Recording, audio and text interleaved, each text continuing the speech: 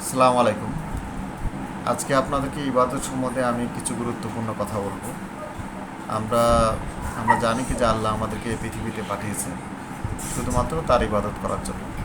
এখন ইবাদত বিষয়টা আমরা যদি পরিষ্কার না হয় তাহলে আমরা বুঝব না কি যে আসলে আমরা কী করব। ইবাদত শব্দের অর্থই আসলে আল্লাহ আদেশ নিষেধগুলো পালন করা।